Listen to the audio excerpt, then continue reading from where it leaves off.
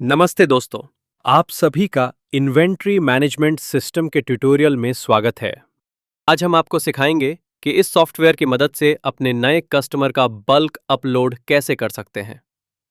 तो चलिए शुरू करते हैं। स्टेप 1, सॉफ्टवेयर में लॉगिन करें। सबसे पहले हमें सॉफ्टवेयर में लॉगिन करना होगा। अपनी आईडी और पासवर्ड डालकर लॉगिन करें। लॉगिन के बाद आप सीधे डैशबोर्ड पर पहुंच जाएंगे। अब ऊपर के मेनू बार में जाएं और वहां इन्वेंट्री पर क्लिक करें।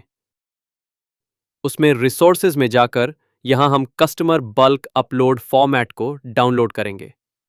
उसके बाद हम नया टैब खोलकर गूगल शीट्स सर्च करेंगे और उसे खोलेंगे।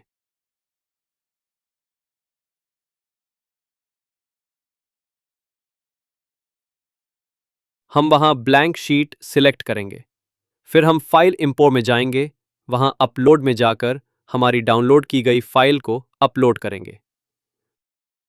फिर इंपोर्ट लोकेशन में इंसर्ट न्यू शीट सिलेक्ट करेंगे और इंपोर्ट डाटा बटन पर क्लिक करेंगे।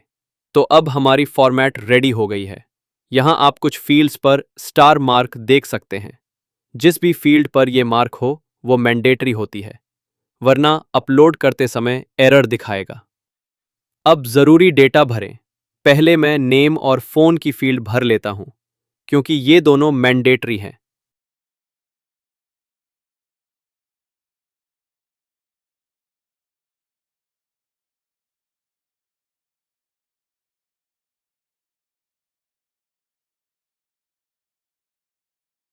और जो फील्ड्स राउंड ब्रेसेस के अंदर हैं, उनमें वैल्यूज हमें सॉफ्टवेयर में जो वैल्यूज दी गई हैं वही एग्जैक्ट लिखनी होती हैं। उदाहरण के लिए मार्केटिंग रेफरेंस के लिए हमें यूजर्स में जाना है। लास्ट ऑप्शन मार्केटिंग रेफरेंस में जाकर उस ऑप्शन को कॉपी करके वहां पेस्ट करना होगा। बस अब थोड़ी और डिटेल्स भर लेते हैं।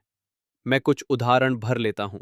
तो मैंने यहाँ कुछ डिटेल्स भर दी हैं, जैसे कि आप यहाँ देख सकते हैं। बस आपको जीएसटी टाइप में दो चीज़ों का ध्यान रखना है।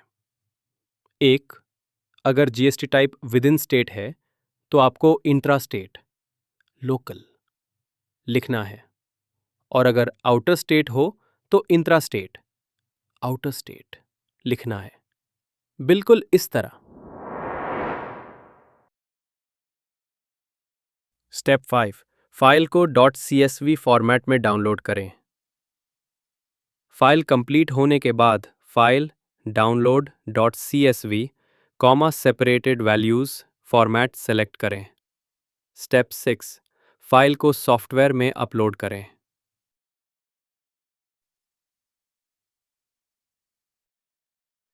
अब हम वापस अपनी वेबसाइट पे जाएंगे। Menu bar, users, bulk upload, customer में जाएंगे। स्टोर सेलेक्ट करें। डेमोन्स्ट्रेशन के लिए मैंने जानबूझकर डेटा एंटर करते वक्त कुछ एरर्स किए हैं, ताकि हम समझ सकें कि इन एरर्स को कैसे आइडेंटिफाई और रिजॉल्व किया जा सकता है। फाइल अपलोड होने के बाद एक एरर रिपोर्ट जनरेट होगी, जिसे हम डाउनलोड करके ओपन करेंगे।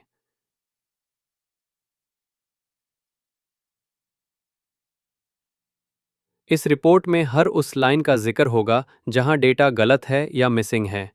साथ ही एरर का टाइप भी क्लियरली मेंशन होगा।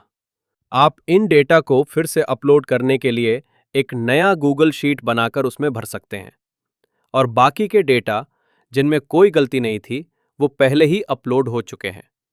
इसे चेक करने के लिए हम वापस टेलरिंग सॉफ्टवेयर में जाएंगे। फिर यूजर्स में जाकर व्यू कस्टमर पर क्लिक करेंगे। यहां हमें सारे अपलोड किए गए कस्टमर डेटा साफ साफ दिख जाएंगे। तो दोस्तों, ये था कस्टमर बल्क अपलोड करने का एक आसान और सरल तरीका।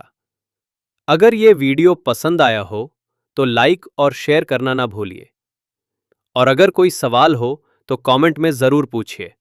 मिलते हैं अगले ट्यूटोरियल में। धन्यवाद।